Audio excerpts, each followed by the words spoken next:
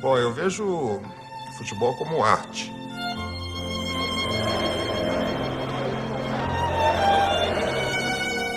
Quando ele jogava, ele me lembrava as figuras do Renascimento.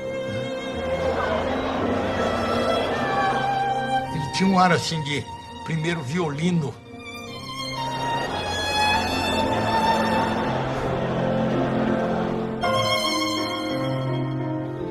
Disputa a bola pelo meio, subiu Ademir da Guia tocando pro fundo, é gol!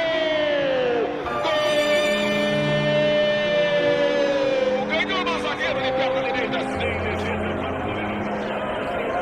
Tudo passava por aquele silêncio pleno de sabedoria que ele tinha quando conversava com a bola. Quando a bola caía no pé dele, o estádio se acalmava, entendeu?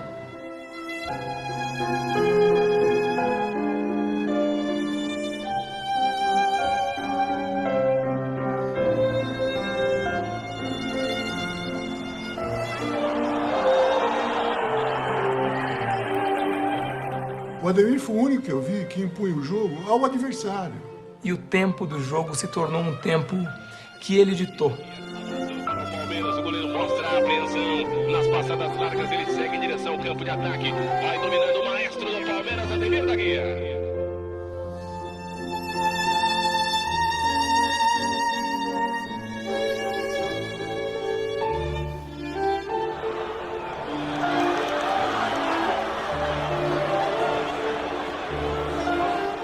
O Ademir jogava de forma tão elegante que dava a impressão que não jogava de uniforme, jogava de terno, gravata.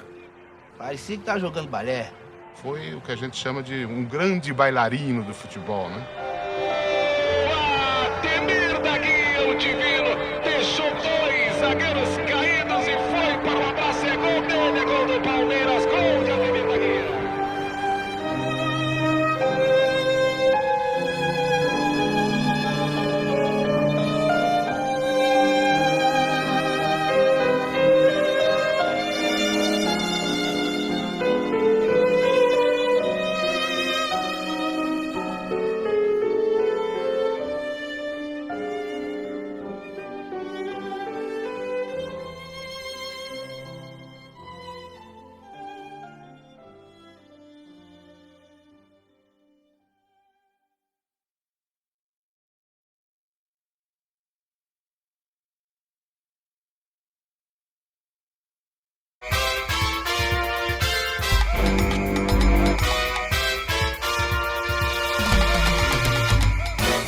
Você já é um poema, livro, agora vai partir para o cinema. O que mais falta para o Ademir da Guia? Não, eu acho que não falta nada. Eu acho que é como eu falei para você, de poder fazer uma coisa legal, bonita, passar uma coisa boa para as pessoas que têm esse carinho tão grande por mim. Ademir da Guia passou por um, por dois, invadiu, bateu, é gol! Gol!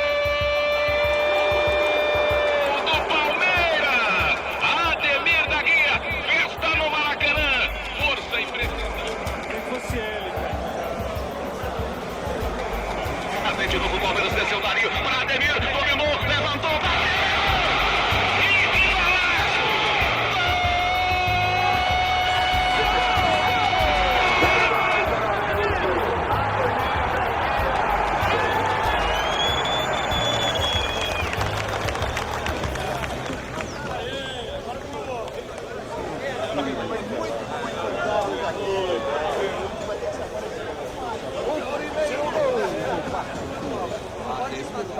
Palmeiras 1-0.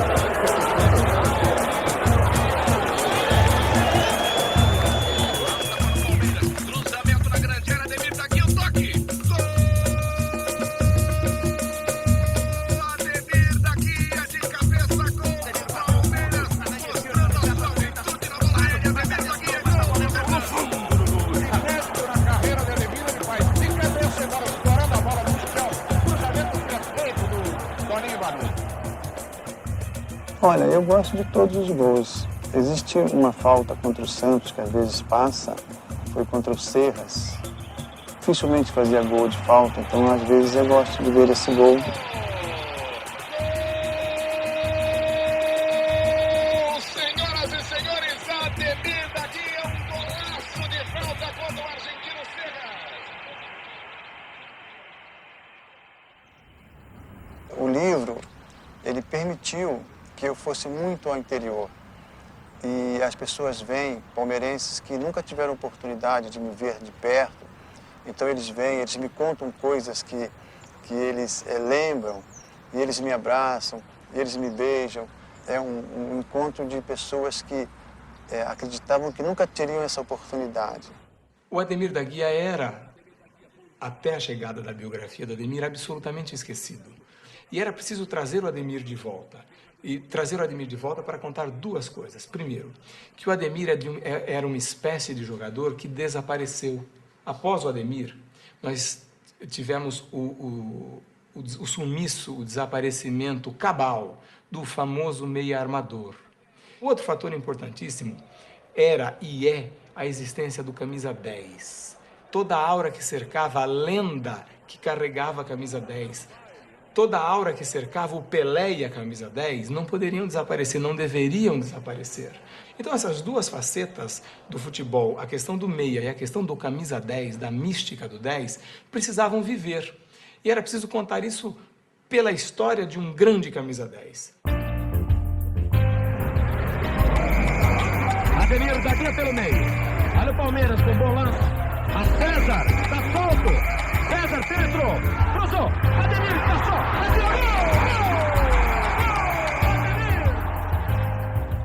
Esse título nasceu como se fosse um verso na minha cabeça.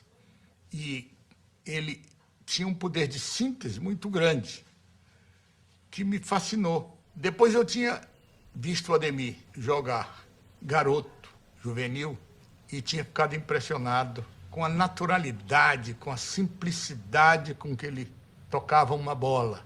Ele tinha um ar assim de primeiro violino, Spala, quando ainda era um garoto. Evidentemente que era o DNA, era a ascendência que ele trazia da Guia, Domingos da Guia. Esse título ficou famoso, graças a Deus, porque ele honrou o título.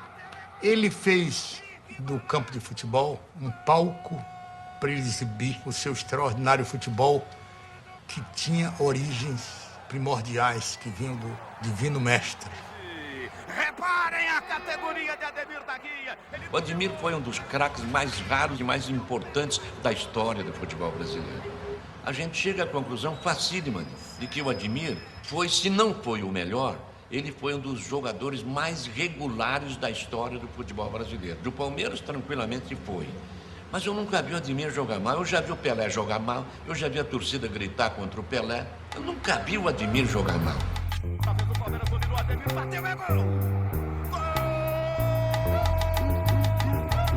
E era um jogador como que muito me espelhei o fato de ele ser armador de jogo e artilheiro da equipe. Então ele realmente, tecnicamente, era muito bom, porque era difícil tirar uma bola dele, e era um jogador que armava muito o jogo para os homens da frente. Dito seja feito que ele, na época que jogou, o ataque do Palmeiras sempre foi um ataque goleador, um ataque artilheiro. Né? Eu diria a você que ele foi o maior jogador que eu já vi jogar na vida. Por quê? Porque é o jogador que eu vi o maior número de vezes. Nem o Pelé eu vi tantas vezes. Porque, como ele jogava no time para o qual eu torço, eu vi ele jogar muitas vezes. Então, se você vê a pessoa, você frui melhor. Você é capaz de examinar melhor a qualidade dele e tal. Então, nesse sentido quantitativo, eu acho o Ademir foi o maior que eu vi, não vi ninguém igual. Então, quando a bola caía no pé dele, o estádio se acalmava. Os próprios jogadores da academia, do Palmeiras, do Filpo Nunes, era um ataque formado por Julinho, Servilho, Tupã, Ademir da Guia e Rinaldo. O apelido dele, que a gente falava no jornal, era Divino. Mas internamente no Palmeiras, o apelido dele era Bolão. Fulano tá jogando um bolão, então ele era o bolão. Então, quando o jogo do Palmeiras ficava ruim, que o time ficava nervoso, o time inteiro gritava, joga no bolão, joga no bolão. A bola caía no pé dele, ele virava, acalmava. Nunca vi, nem no Brasil, nem no exterior, nenhum jogador do estilo do Ademir da Guia. Ele foi único.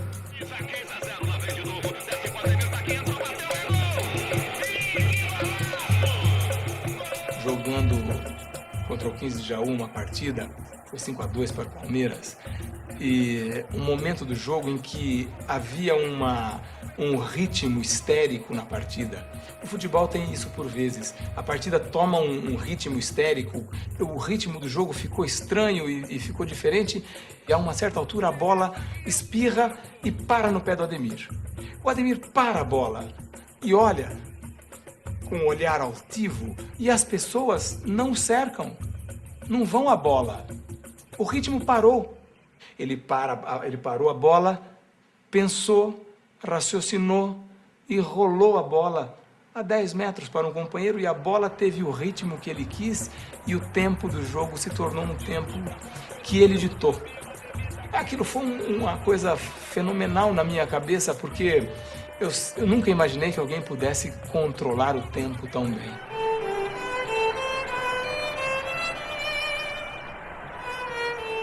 Que o Ademir jogava de forma tão elegante que dava a impressão que não jogava de uniforme, jogava de terno, gravata, bem vestido. Lembrando assim, naquela época a gente chamava um jeito muito elegante de lord inglês. Você está vestido que nem um lord inglês. Por isso essa lembrança assim da elegância de um lord inglês. Porque o Ademir sempre olhava para cima, né? Você não via o Ademir cair em campo, você não via o Ademir de cabeça para baixo. Aquela elegância plena. Elegância de um Ataúfo Alves, talvez. Cabeça erguida. Absoluto domínio do jogo. Contrasta com um goleiro completamente apavorado debaixo dos paus. Ademir Reis. O Ademir era um jogador muito harmonioso, né? Quando ele jogava, ele me lembrava as figuras do Renascimento, né? Por isso que eu associei ao Da Vinci, e eu faço um trocadilho no livro, com Da Guia e Da Vinci, né? Porque, na verdade, o Ademir era visto no campo, ele se aproximava muito da perfeição que os renascentistas buscavam, né? E, ao mesmo tempo, era uma coisa humana, né? Que é uma outra dimensão do Renascimento, a perfeição humana, né? A despeito dele ser chamado do divino, né? Ele levou à exasperação a capacidade de coordenar os movimentos que o jogador de futebol deve ter. Então, no âmbito do jogo, né? Ele não só era harmônico do ponto de vista dos movimentos, como ele tinha um domínio incrível do espaço, né? Que é uma outra característica, a redefinição do espaço. Por isso que eu falo na perspectiva, né? Foi para mim um dos melhores jogadores, tecnicamente falando. Eu, inclusive, até já declarei que pode causar até espanto a muita gente. Eu disse que, tecnicamente, o Ademir foi melhor que o Pelé. Muita gente fala, mas como? Eu sempre achei o Pelé foi o maior jogador do mundo, dominava todos os fundamentos, mas, tecnicamente, a técnica do Ademir da Guia era uma coisa excepcional. Quando se dizia que o Ademir não era um líder, eu jamais vi líder maior no Palmeiras e mais positivo do que a presença do Ademir da Guia, porque tudo passava por ele. Tudo passava por aquele silêncio pleno de sabedoria que ele tinha quando conversava com a bola. Às vezes, os momentos difíceis da equipe, ele sentia, mas ele sabia dar uma volta por cima tão bacana, porque às vezes ele ganhava o jogo sozinho para nós em determinado jogo que a equipe estava passando por sufoco. Por momentos difíceis, às vezes um técnico lá estava passando por dificuldades, ele se colocava como sendo o principal jogador, ia lá e ganhava uma partida.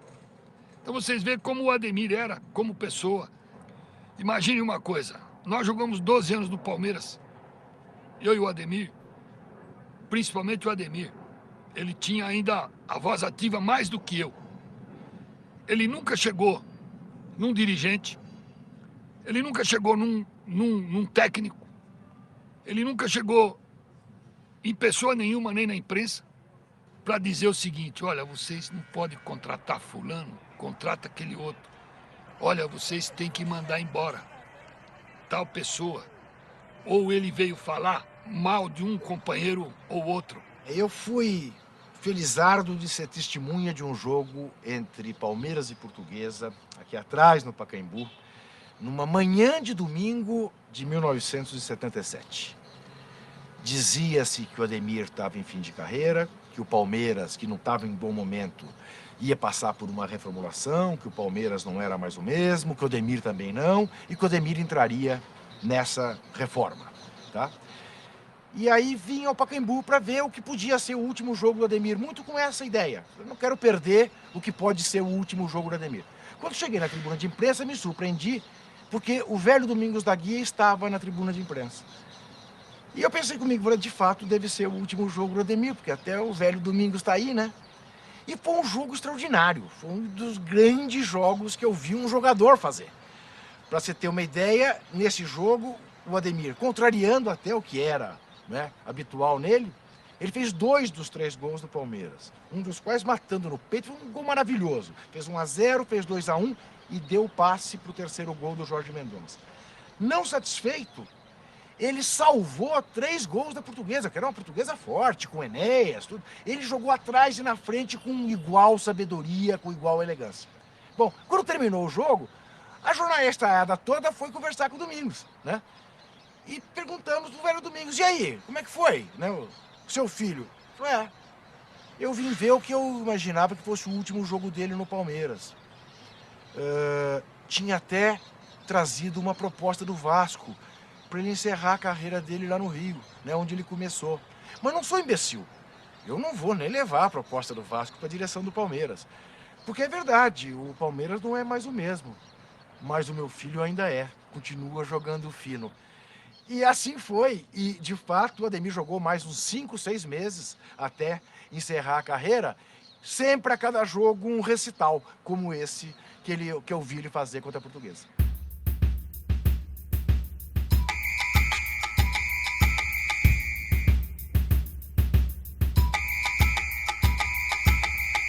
Bom, eu vejo futebol como arte. E na verdade, é um contexto com várias artes. Uma delas é a dança.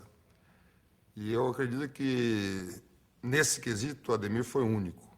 Porque os seus passos, os seus gestos, todo o seu ritual para jogar futebol, tinha muito de dança. Tinha muito de beleza estética, tinha muito de serenidade, de tranquilidade, de perfeição. Os seus gestos eram claros, os seus passes eram extremamente, rigorosamente perfeitos. Ele conseguia controlar a dinâmica do jogo, o ritmo de jogo do seu time passava necessariamente pelo seu controle. Quer dizer, era um jogador que, para mim, era completo, porque muito mais que a capacidade individual, o talento individual, a habilidade técnica que um jogador deva ter, é muito mais importante aquele que gera uma filosofia de jogo para a sua equipe. É aquele que controla a forma de se expressar da sua equipe. Porque esses são insubstituíveis. Não era só eu, não, porque eu era caneleiro. Eu era um jogador voluntarioso. Mas o próprio Zizinho, que eu vi jogar e joguei um pouquinho com ele, falava que o Ademir da Guia era um dos maiores jogadores que ele viu jogar também. E Ademir foi um exponente que justamente tinha seus fãs aqui no Brasil e tinha fãs fora do país, principalmente no Uruguai, por sua forma de jogar, por sua forma de ser, por sua influência na equipe. Então, ele realmente marcou uma década fantástica, não somente dos jogadores do meio-campo do Brasil, como ele como atleta, né? Nós fomos garotos juntos, né? Ele jogava juvenil do Bangu e eu jogava juvenil pelo Flamengo. Depois entramos na seleção de amadores juntos. Então nós sempre disputamos, nós jogávamos na mesma posição, né? Fazíamos, eu diria até sem modéstia, muito bem o nosso trabalho dentro do campo, né? Nós dois fazíamos muito bem. E nós disputávamos a mesma posição com a maior tranquilidade, né? Com maior companheirismo. O Ademir da Guia sempre foi muito bem educado, né? e como profissional sempre corretíssimo.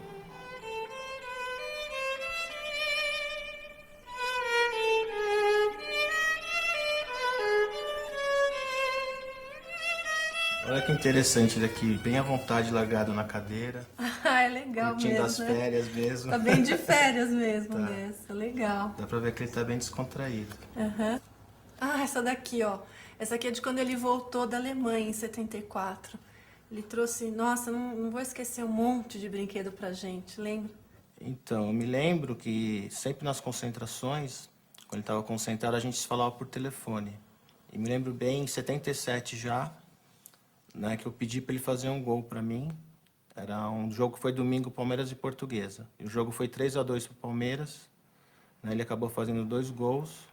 E o segundo gol, né, que foi um contra-ataque rápido, o Toninho cruzou da direita, ele domina no peito, assim, já dentro da área e faz o gol. Eu acredito que esse foi o gol que ele fez para mim. Isso é uma coisa bem marcante para mim, na minha infância. Lançamento na direita, Toninho, cruzamento na área, matou no peito, Ademir bateu, é gol!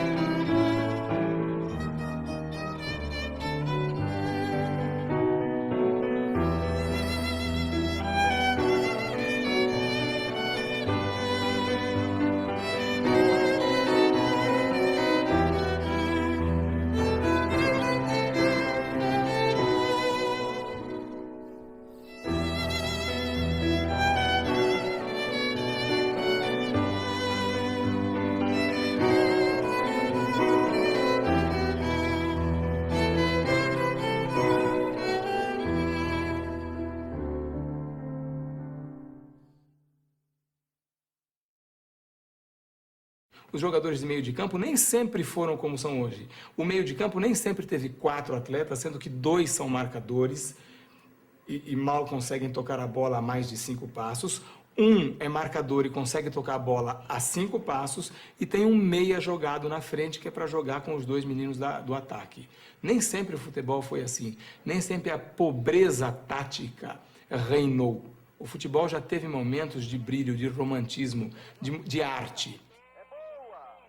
Armador, meio armador, que é uma figura hoje, né, ausente no cenário do futebol brasileiro. Eu acho Ademir da Guia, ele se situa juntamente com o Zizinho, esse o mestre, esse o maior, e ao lado de Didi, e do Gerson, que foi também um grande armador.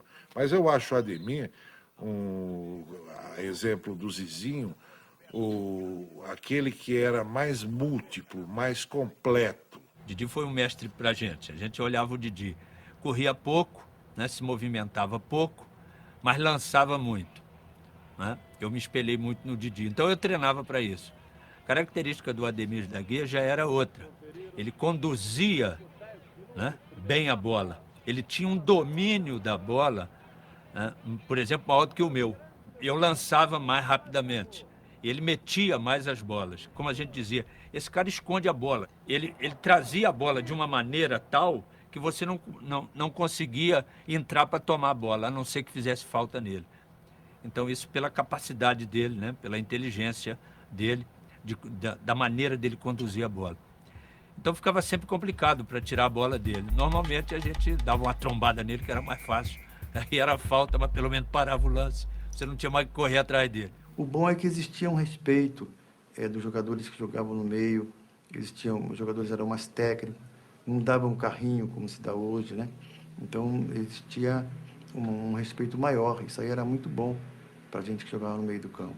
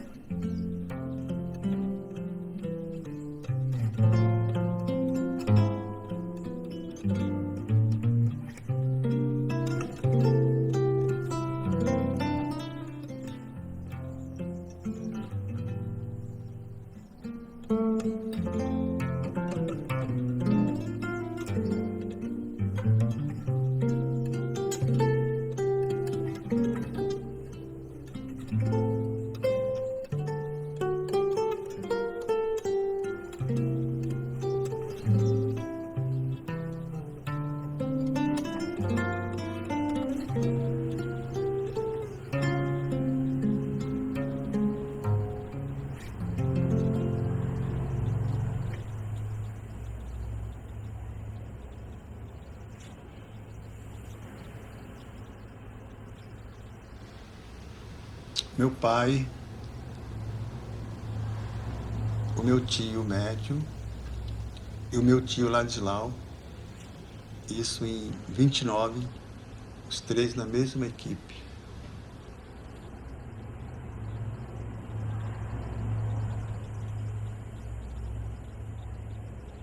O meu pai foi um grande jogador. Eu não consegui vê-lo jogar, mas lembro dele nos veteranos, eu acompanhava. E a maior felicidade minha foi participar na seleção brasileira jogando com o Domingo da Guia, 1945, em Santiago do Chile. Um cara espetacular. Ele parava a bola, olhava, não era o back de chutar para frente. Porque ele era muito inteligente, ele não corria muito não. Ele sentia a jogada por onde ia aparecer. Ele se plantava ali e desligava todo mundo. Realmente usou muita cabeça. É tão brilhante que... às vezes eu digo em rodas em amigos meus, se botasse 8 jogadores, como joga hoje, na frente da linha de uma defesa, botasse Domingo lá atrás, eu acho que ninguém fazia um gol lá em cima. Porque era difícil quando a gente botava 2 contra 1 em cima dele, fazer uma tabela. Era difícil fazer uma tabela com 2 contra 1 em cima dele. Imagina com aquele montão de gente na frente. Eu acho que era quase impossível fazer um gol no time dele. O Domingos parecia que hipnotizava o adversário. Ele parava a uma distância em que o adversário não tinha como sair. Ele nunca deu um chutão para frente, saía sempre jogando. Era um jogador extraordinário. Grande como ele é, tinha velocidade, era veloz.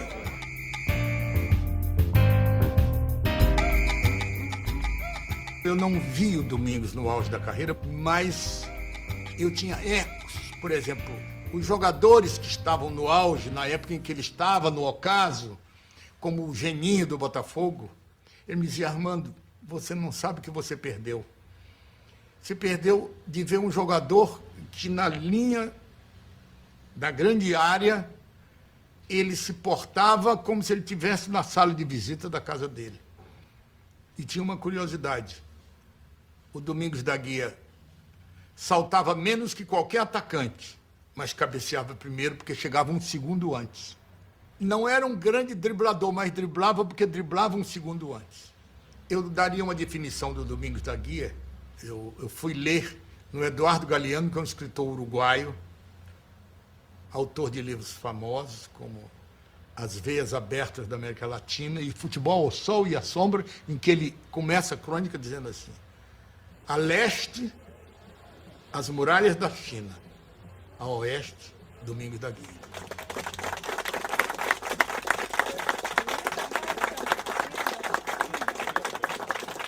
Ademir, por favor, queira assinar aqui o livro de presença? Desde pequeno ele teve assim essa propensão muito a futebol. Na rua, nos jogos aqui, ele sempre se sobressaía. Foi infância pobre, comigo e ele no caso. Nós fomos criados aqui praticamente, nascido e criado aqui. Tínhamos um time chamado Cometa, do qual se lembra muito bem. Jogava ele, jogava o Elinho, que foi goleiro do Bangu também, o Paulo César, que foi jogador do Bangu também, e eu. E dali saiu um time de garotos, aqui jogavam aqui no campo do Sério, no campo do Bangu. Depois fomos campeão juvenil em 1959. Dali saímos para ir para os Estados Unidos. E nos Estados Unidos aconteceu até um lance diferente, que o Ademir foi como reserva. Chegando lá, o Décio esteve, que era um dos maiores jogadores que o Bangu tinha na época, não foi. E o time estreou vencendo. E o Ademir entrou, não saiu nunca mais. Nós acabamos de estudar, de vez de ir para casa, a gente ia para o campo que ali em Padre Miguel, todos os campos eram livres. Então nós íamos jogar futebol, todo dia a gente ia. Seu Domingos da Guia, ele era severo, mas conforme ele era severo, ele era um senhor espetacular. Ele só falava, primeiro vem para casa, depois volta. E nós, de vez de fazer isso, a gente ia primeiro jogar para depois vir para casa. Nós morávamos praticamente no mesmo local, eu, Paulo César, Ademir, entendeu? E éramos muito unidos. E o Ademir era filho do mestre da Guia, que nós admirávamos muito, jogava muito, nós admirávamos também o Ademir. E tínhamos assim um laço de amizade muito estreito, porque além do treinamento, além de jogar juntos, além da concentração, no dia a dia nós estávamos sempre juntos. No campo ele jogando parecia uma garça, né? O passo dele parecia que estava jogando balé. Eu era o centroavante desse time. Aí era fácil jogar com ele. Jogar com o Ademir sempre foi muito fácil. E houve um lance dentro da área, uma confusão tremenda. Esse jogo acho que nós ganhamos de 1-0. Não me lembro bem se foi 1-0 ou foi 0-0. Mas foi um troço assim. E a bola bate daqui, bate dali, sobrou na pé do Ademir. Entre a marca do pênalti e a pequena área nossa. E o Bendito deu um lençol no jogador do Vasco, driblou 2 jogadores e saiu como se nada tivesse acontecido. Quase que eu matei o desgraçado no dia seguinte. Num subúrbio distante, tempo em que existia mais pureza e lirismo e também muito mais poesia. Como tantos meninos, um menino nascia, só que este era filho de Dona Doti e do mestre da Guia, de vermelho e branco, desde o primeiro instante, deslumbrou as plateias com seu futebol, refinado e elegante. De Bangu o menino partiu para o mundo inteiro encantar. Vestiu de verde o seu coração, o Palmeiras não te esquecerá. Seus cabelos dourados, Ademir, vem da luz que do céu Deus mandou. Sua arte os gramados floriu, nas jogadas geniais que criou num subúrbio distante, tempo em que existia. Claro que eu gostava de jogar futebol, mas como o Bangu era um bairro muito quente, com 7 anos eu fui para a piscina. E ele começou a aprender a nadar comigo, na piscina pequena. Aprendeu a nadar o crawl, estilo nado crawl. Posteriormente, eu também como auxiliar técnico, em horário separado, eu fazia o aperfeiçoamento. Ele aprendeu rapidamente os 4 estilos de natação e demonstrou uma aptidão muito grande para a natação. Daí ele passou para a mão do Sr. Paulo da Luz, que era o técnico principal, o transformou num grande nadador. Ele fez parte de uma equipe, pode se chamar equipe de ouro do Bangu Atlético Clube, Infanto Juvenil, que dominou a natação durante muito tempo no antigo estado da Guanabara. Chegamos a ser tricampeão carioca de natação. Mas quando chegou no período de 13 para 14 anos, ele se dirigiu para o futebol.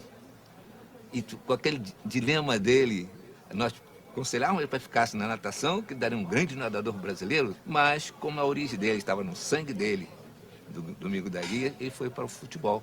Naquela época predominava não o conhecimento científico, então era proibido jogar futebol. Hoje é o contrário.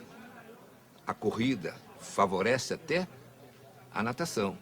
E por coincidência, todas as crianças que eram peladeiros, conforme o Domingo da Guia, eu fui várias vezes, a mão de São Paulo, na Rua 12, tirar o Ademir da pelada e levá-lo para a piscina para nadar. Aí quando ele vinha, eu fazia o seguinte, eu me escondia e pulava um muro assim na casa do meu primo, ficava escondidinho lá, aí a gente via ele passando assim. Quando ele passava, a gente voltava a jogar normalmente o nosso futebol ali na rua. Tinha a pipa também, a gente soltava a pipa, a gente jogava peão. E tinha a escola de Getúlio Vargas também. Então, era uma coisa que estava assim no nosso sangue, né? Eu acho que o futebol, a natação e o carnaval, o samba, né? Isso realmente estava no meu sangue. Eu adorava o carnaval, aquelas brincadeiras. Você tinha a fantasia. Então, a gente chegava num colega, mudava a voz, né? Então, o carnaval foi uma coisa assim que eu lembro com muita saudade. Foi uma coisa espetacular na minha infância, né?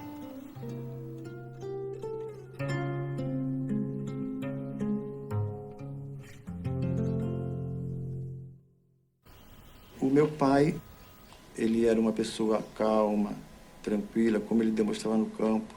Então, foi um pai que eu acho carinhoso. A minha mãe também era uma pessoa assim muito quieta. Eu acho que eu herdei muita coisa da minha mãe, né?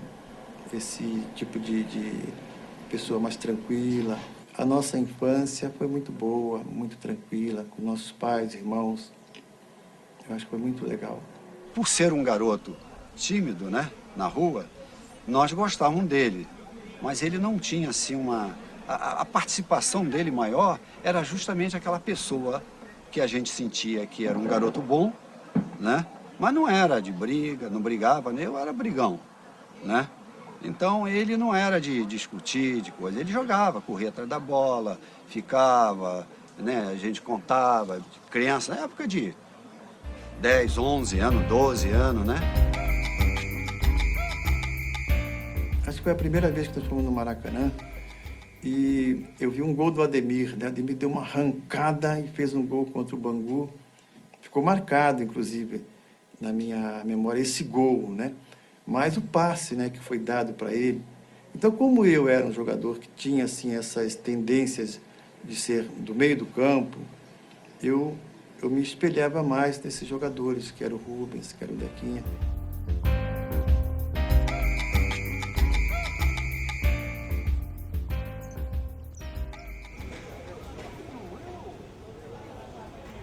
Essa passagem pela fábrica, eu devia ter mais ou menos 14 anos, por aí assim, e meu pai achou importante eu estar começando a fazer alguma coisa, só aprendendo alguma coisa. E eu fui aprender desenho mecânico. Eu fui fazer um teste no Bangu, em 56, e aí eu passei nesse teste, né? E aí eu comecei, na realidade, a me preocupar mais com o futebol. O técnico tinha jogado com meu pai. era o Moacir Bueno. Ele falou, mas você é filho do Domingos? Eu falei, sou. Ele falou, puxa, meu seu pai é muito amigo meu, jogamos junto. E um dia, fui treinar no Botafogo. Eu tinha essa curiosidade de não falar que eu era o Ademir nem o da Guia, porque o meu nome é Ademir Ferreira da Guia. E aí, quando chegou lá no meio do campo, o técnico chamou a garotada e perguntou o meu nome. Qual é o seu nome? Eu falei, Ferreira. Que posição você joga? No meio, tal. Aí, eu como Ferreira, eu acreditei que eu ia passar sem nem saber quem eu era, né? Aí treinei no Botafogo e tal. Quando terminou o treino, o técnico me chamou e falou, você era o filho do Domingos? Eu falei, sou. Ele falou, puxa, eu sou amigo do seu pai, tal. Num subúrbio distante, tempo em que existia mais pureza e lirismo, e também... O Zizinho achava que eu poderia ser, num determinado jogo, um centroavante, né? Porque ele achava que eu tinha qualidades para poder ir, voltar, trazer a bola, fazer gols. Mas eu ainda era um garoto, né? E o meu pai falou, não, Zizinho, o menino ainda é muito novo, é muito garoto. Você vai colocar ele lá na frente. Aí o Zizinho falou, não, Domingos, pode ficar tranquilo que ele vai, volta, ele vai fazer os gols, nós vamos ganhar o jogo. E nós realmente aquele jogo ganhamos. E eu acho que foi todo esse aprendizado que eu precisava para poder também ser um artilheiro, voltar, marcar. Então foi tudo realmente uma coisa que a gente foi conseguindo. Olha, o que eu lembro do Ademir é uma coisa até curiosa. Eu tive um tio e padrinho que torcia pelo Bangu.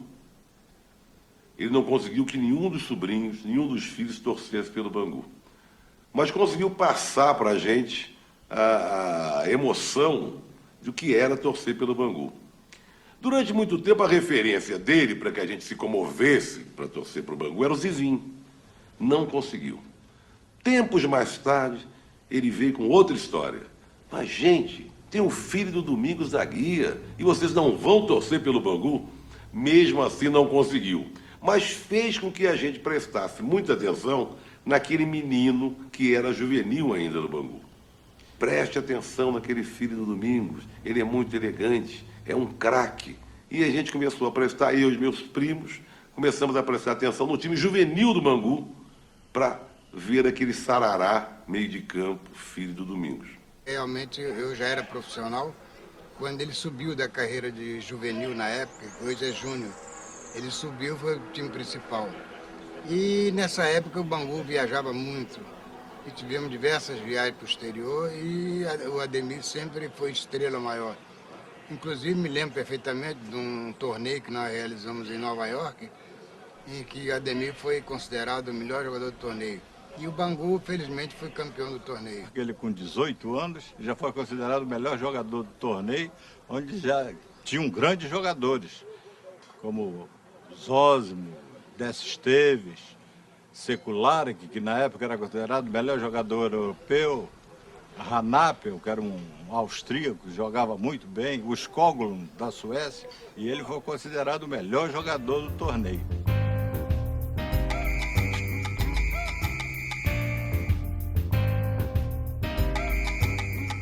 Nós fomos fazer 2 amistosos em Campinas. Um contra a Ponte, na quarta-feira, e um no domingo contra o Guarani. E o Renganés, que era o técnico do Guarani. Ele indicou o meu nome para o Guarani, mas o Bangu não quis vender, né? E passaram-se depois 6 meses, ele veio para o Palmeiras e novamente, então, ele entrou em contato com meu pai e disse que o Palmeiras estava interessado. Então ele chegou em casa muito contente. Vamos sentar todo mundo aqui, tal, sentamos. Olha, Ademir está com uma proposta para ir para o Palmeiras, tal. Aí eu falei, eu não quero ir. A minha mãe falou, não, também não quero que ele vá. A minha irmã, não quero. Então ninguém queria. E ele falou, não, ninguém quer. Não, ninguém quer. Então tudo bem, eu vou amanhã lá, digo que vocês não querem e acaba o problema. Você não quer ir? Não quero. Aí ele foi para a cidade lá, não sei falar com quem. Quando ele voltou mais contente ainda. Ademir, acertei tudo, vamos embora amanhã para São Paulo.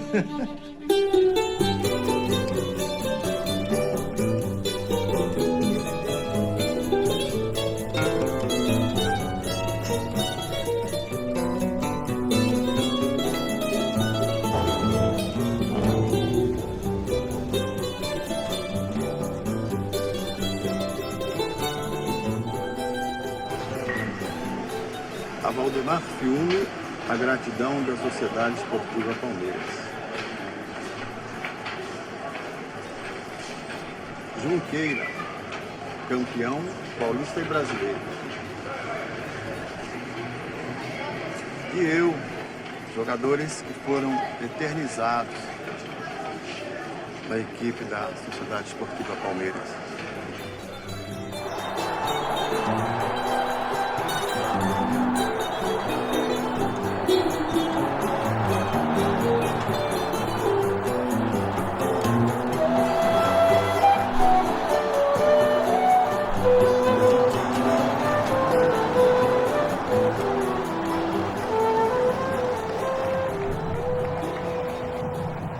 Quando eu cheguei, quando eu vi aquele estádio, quando eu vi a torcida do Palmeiras, realmente eu me assustei muito, né?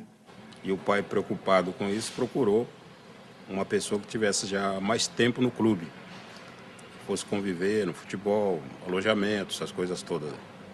Então ele me apresentou: o Ademir, esse é meu filho, gostaria que você tomasse conta dele.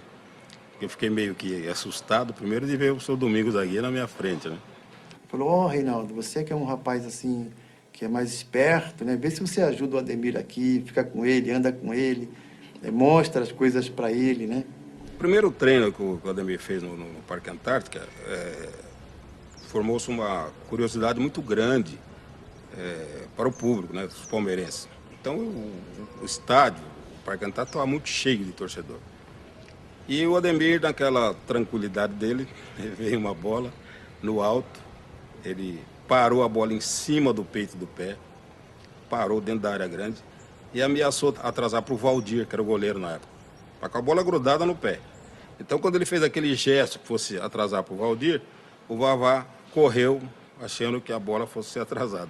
Aí ele deu uma puxada com a planta, com o peito do pé, a bola subiu e deu um chapéu no Vavá, né? E o Vavá falou para mim: ó, garoto, que isso? E eu, na realidade, mas foi uma coisa assim que aconteceu no treino. Estava chegando, desinibido, né?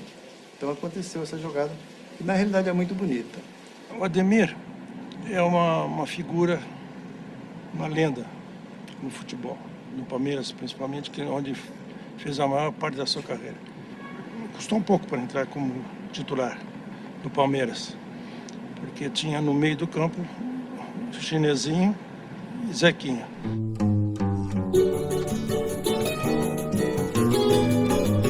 Quando meu pai jogou no Uruguai, ele, ao chegar lá, depois de ter jogado algumas partidas, então colocaram o apelido dele de Divino Mestre, né?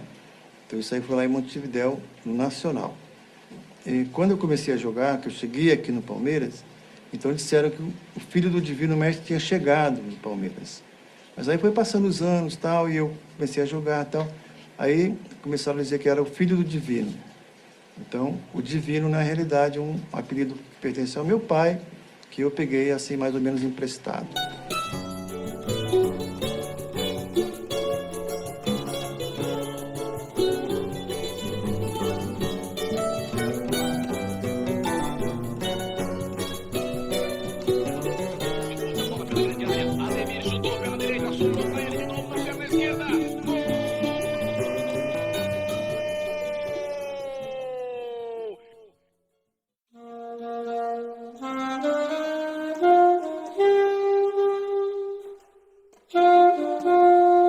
Final do Campeonato Paulista 1963, estádio do Pacaembu, Palmeiras e Noroeste. O título e a campanha marcaram a consagração de Ademir da Guia. Nesta temporada, disputou parte dela no torneio de aspirantes, abrindo espaço na equipe após a transferência de Chinesinho, antigo titular da posição, para o futebol de 1963. Palmeiras 3, Noroeste 0, abrindo espaço para o aparecimento e toda a mostra de talento de Ademir da Guia. Quando eu cheguei aqui no Palmeiras, o Palmeiras tinha uma grande equipe. Ela tinha sido campeã em 59, né, contra o Santos, e ela mantinha, por exemplo, Valdir, mantinha Djalma Santos, mantinha Carabina, mantinha Aldemar, Geraldo Escorto, Zequinha, Chinesinho, Julinho, Vavá, Américo. Então, era uma equipe, assim, de grandes jogadores, né? O bom é que eu, quando cheguei, eu tive um tempo para me adaptar.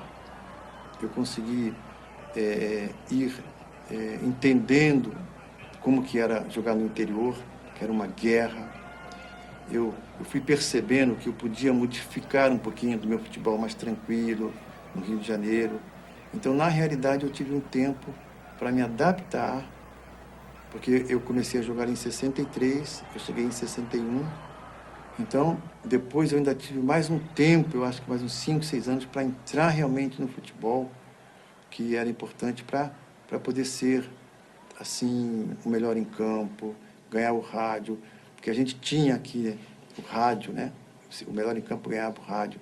Então, você precisava ser o melhor em campo, você precisava estar tendo condição de se manter na posição, ser o titular, chegar à seleção, ganhar os jogos, ser campeão. Em tudo isso era uma sequência normal de um Palmeiras, que eu não tinha no Bangu. O Bangu era uma equipe assim, tranquila, a gente jogava, sossegado, não precisava ser campeão. Aqui não.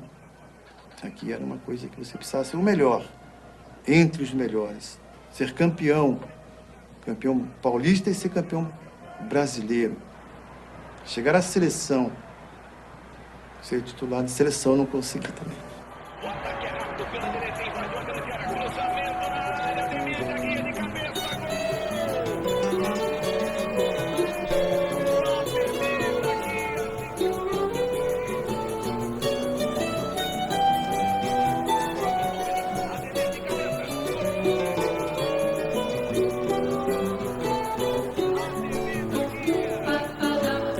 O torcedor do Palmeiras, ele ia para o campo, ele tinha certeza que ele ia ver o Ademiro jogar bem.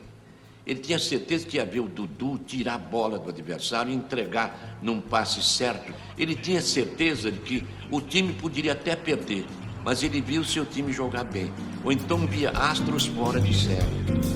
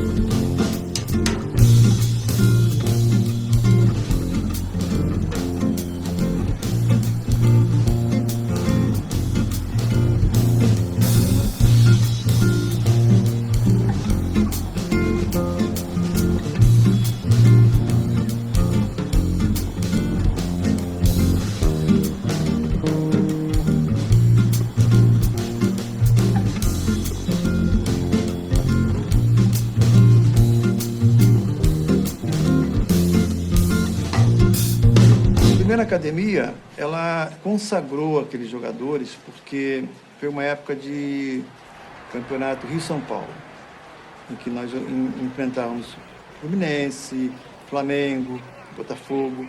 Eram clássicos que naquela época o futebol carioca tinha realmente grandes equipes, né? Então, nós íamos lá no Maracanã e conseguimos jogar bem e diziam que era um futebol acadêmico, mas um futebol de gols, né? Tanto que diziam que o Maracanã era o Recreio dos Bandeirantes naquela época.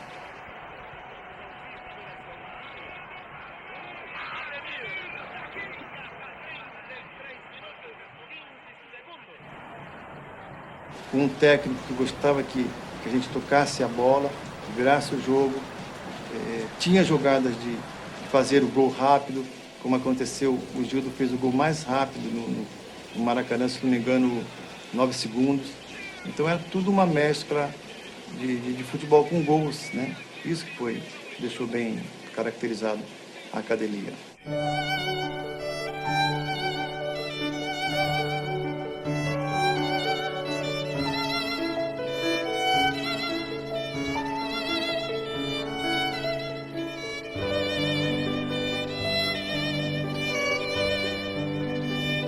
Segundo a academia, ela já manteve um período mais longo. Nós jogamos juntos 72, 73, 74 e ela se desmontou em 75. O ano de 72 ele foi um ano assim espetacular, porque nós jogamos 5 campeonatos e fomos campeões dos 5, né? Começamos com o Laudo Natel, depois teve o Rio São Paulo, depois teve o Carranza, depois teve o Campeonato Paulista e o Campeonato Brasileiro, em que nós ganhamos os 5. Então foi isso aqui uma coisa inédita, né? O Brandão tinha chegado, o Mafia também. Aí em 73 nós, com o mesmo elenco, ganhamos o Campeonato Brasileiro, bicampeão brasileiro. Em 74 ganhamos o Campeonato Paulista, a final contra o Corinthians, né? Campeonato também que foi uma coisa que ficou marcado. E em 75, então, saiu Luiz Pereira, saiu Leivinha, saiu Alfredo, saiu vários jogadores. E em 76 nós tínhamos uma equipe totalmente mudada, com outro técnico. Mas em 72 ela manteve 3 anos com o mesmo elenco. Então foi uma coisa que marcou muito. Essa equipe, ela tinha, na realidade, 3 coisas muito fortes. Ela tinha uma defesa muito boa, com o Luizão muito técnico, e 2 laterais que sabiam armar. Ela tinha um meio do campo, que era eu e o Dudu, e tinha um ataque que tinha 2 pontas que iam para frente, driblavam. O Edu, um ponta rápido, e o Ney já um ponta mais driblador, mas rápido também. Tinha um Leivinha, que era um craque, articulando as jogadas, cabeceando muito bem. E tinha o César, que era um rompedor, né? E nessa época, o próprio técnico nosso, que é o seu Brandão, ele ajudou a gente a montar ali dentro como se fosse uma família. Então passamos 4, 5 anos juntos com essa equipe do Palmeiras, que foi a segunda academia. Passamos assim momentos agradáveis, campeões quase todo ano.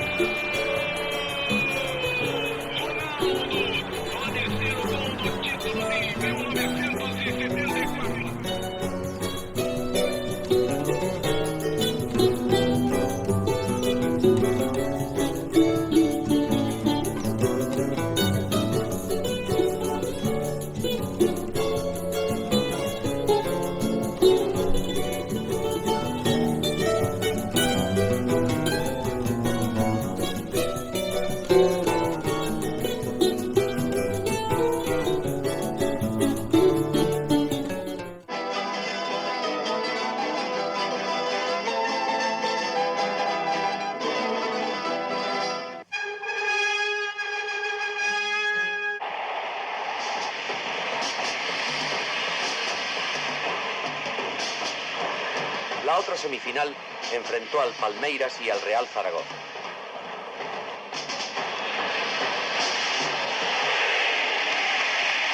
Al poco de comenzar la segunda parte, Ademir, en jugada algo embarullada, marca el único tanto del partido, lo que suponía al Palmeiras alcanzar la otra plaza para disputar la final. Había gran expectación para presenciar el último encuentro, no solo por la clase de los contendientes, sino porque en 1969 los brasileños del Palmeiras habían derrotado en la final de aquel año al Real Madrid por 2-0.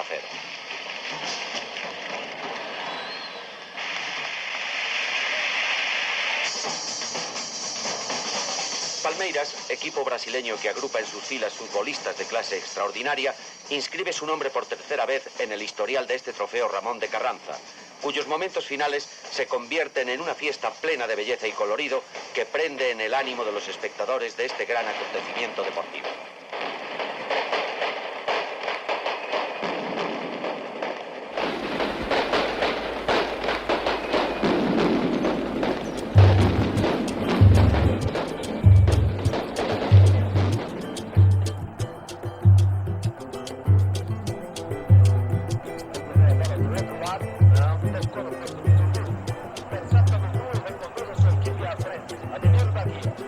Passa pelo intermediário, atenção honrosa.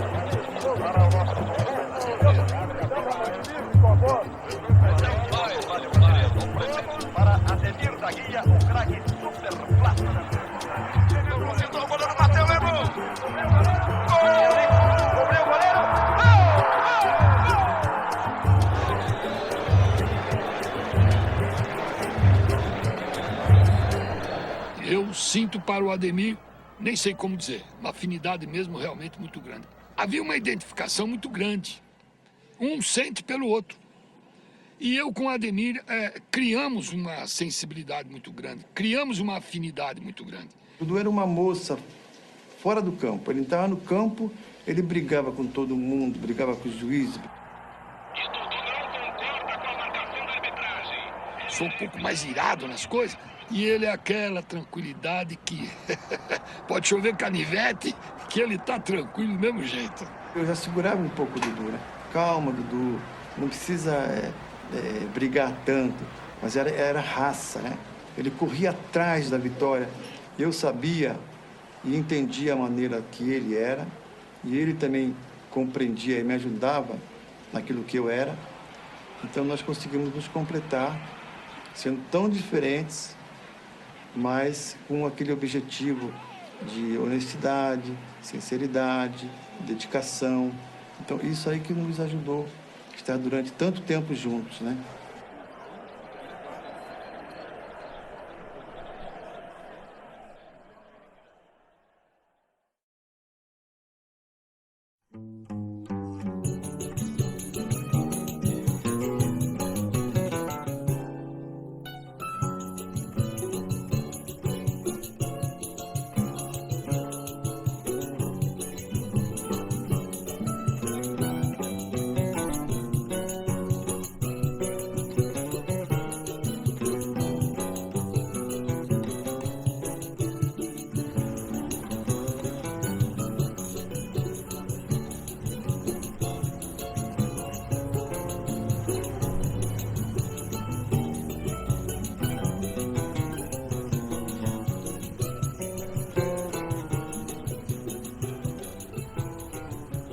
Então eu lembro muito bem que eu sentei assim naquele frio do Morumbi, agosto, época de inverno, né? E eu com a camisa molhada, e quando eu estava relacionado para bater o pênalti, quando eu ia bater o pênalti, voltou aquele problema novamente.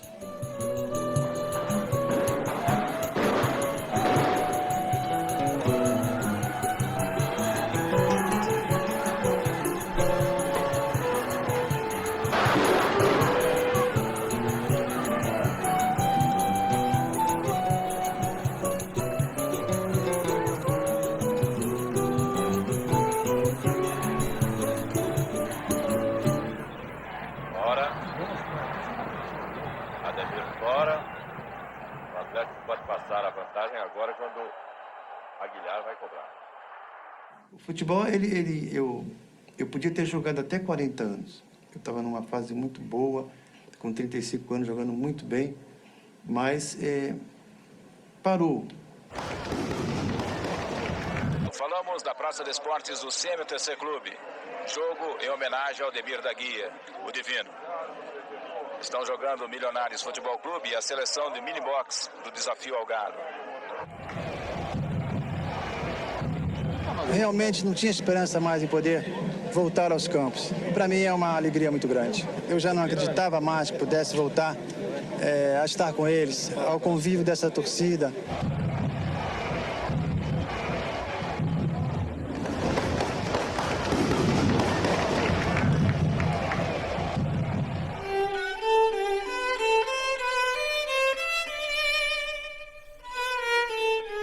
O Ademir tem uma grande lembrança dele.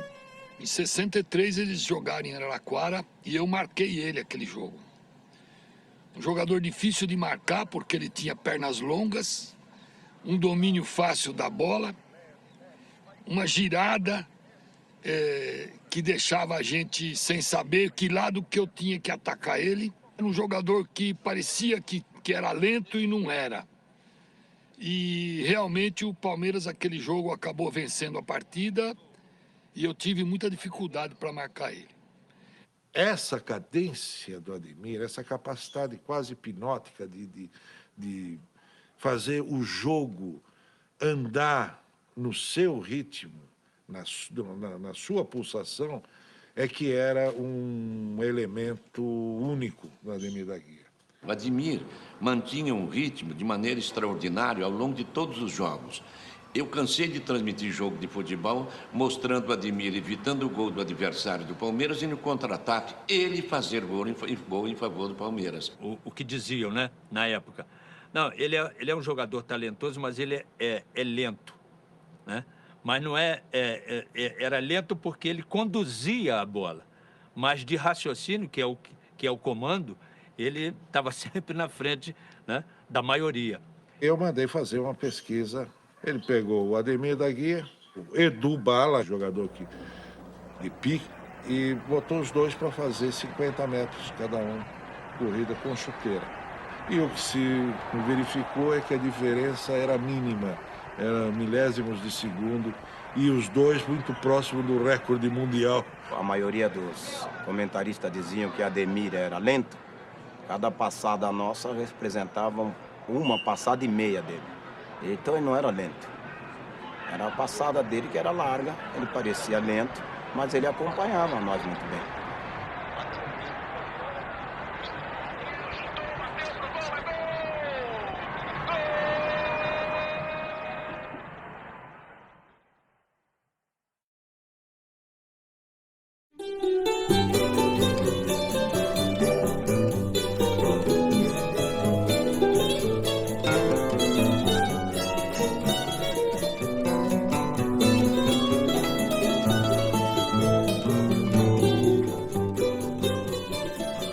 De mágoa eu nunca fiquei, não. Eu batalhei muito para chegar à seleção. Eu acho que era importantíssimo eu poder participar de uma seleção, porque na realidade, por exemplo, meu pai jogou em 38 na França, né? Eu pude jogar na Alemanha em 74. Se nós formos ver na realidade pai e filho que tiveram a oportunidade de jogar numa seleção mundial, eu acho que são poucos, né? Por que não convocar o Ademir da Guia naquela época? Só porque havia quantidade e qualidade excessiva para jogadores de meio de campo? Eu acho que isso não representa exatamente a verdade. Ademir era um dos que mais me fascinava, pela simplicidade dele, extrema capacidade de tornar cada ação sua um resultado prático extremamente gigantesco, comparativamente com aquele gesto que ele tinha realizado. E sempre achei que ele tivesse muita capacidade para enfrentar uma situação muito maior do que ele conseguiu. Quer dizer, a seleção brasileira nunca foi algo que se fez presente na vida dele enquanto jogador, enquanto que, na minha concepção, ele era um dos jogadores que deveria estar com muita frequência vestindo a camisa da seleção brasileira. Não somente eu, senão no Uruguai se falava muito, né? Como o Ademir da Guia não ia para a seleção brasileira. E o fato de que ele não ir na seleção, talvez era por essa forma introvertida de ser, né? O Zagallo deve ter quebrado muito a cabeça para poder não ter escalado Ademir. Mas existe uma particularidade aí que eu gostaria de citar. O Ademir é um jogador tão diferenciado, altamente técnico, que você precisa colocar jogadores ao lado dele que o compreendam. Eu entendo porque que ele não ia para a seleção brasileira, que o Pelé tinha que jogar naquele ritmo. Ele ia impor o ritmo dele também na seleção. Tostão ia ter que jogar daquele jeito. E daí era demais, né? Você impor para Jairzinho, Tostão, ia ter que jogar. Como ele não jogava, então ele era preterido. Você tinha até desacreditado, mesmo jogando todo esse futebol que você joga, não ser chamado, Ademir? Já estava assim desesperançado ou não? Não, eu não tinha muitas ilusões, não. Eu achava que cada ano que passava se tornava mais difícil. Mas eu ainda mantinha uma esperança, depois que houve o apoio da Crônica do Rio e da Crônica daqui de São Paulo.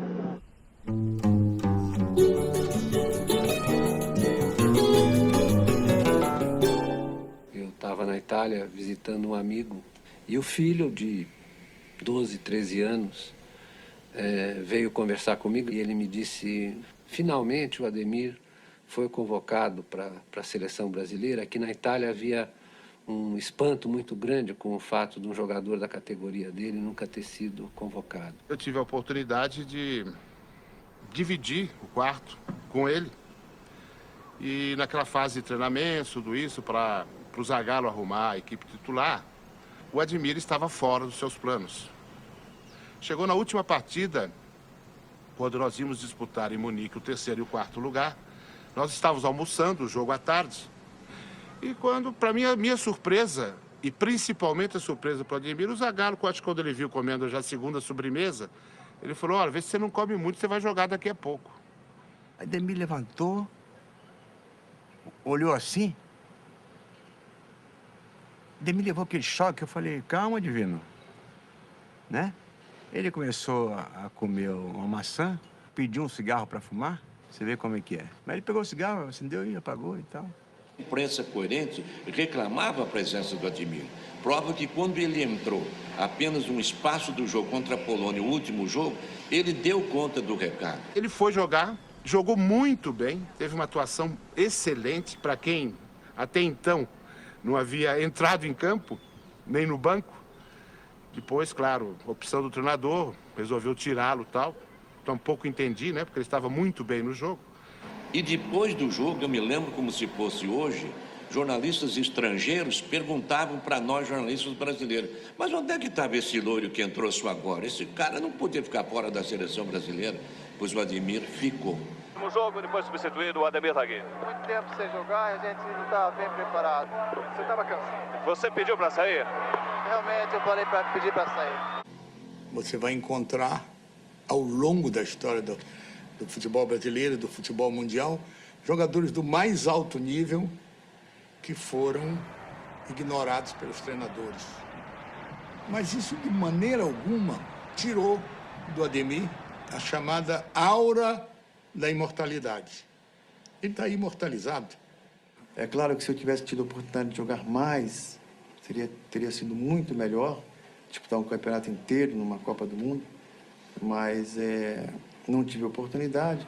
Mas ter estado lá, ter participado, ter visto as dificuldades, as alegrias que uma Copa do Mundo traz, para mim foi muito importante.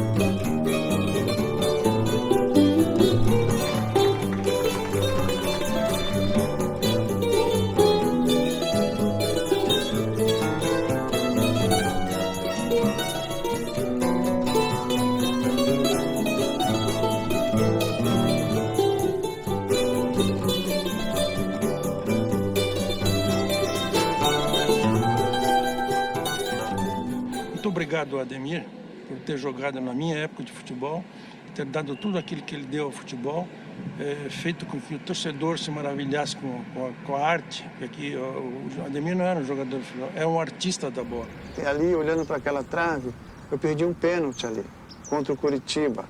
Fui bater o pênalti e perdi. Então, às vezes, eu não gosto de olhar muito para aquela trave, não. Chegada ao Palmeiras me dá saudades. Os jogos do Carranza na Espanha me dá saudades.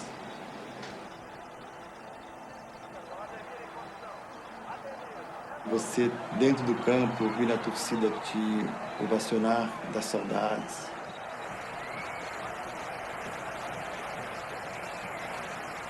A bola no nosso pé, você fazendo gol. Eu acho que tudo isso dá saudades. Né?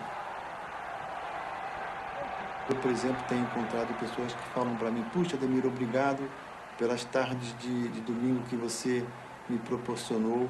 Então, isso, na realidade, foi importante. Você ter deixado alguma coisa de concreto para as pessoas que viram, torceram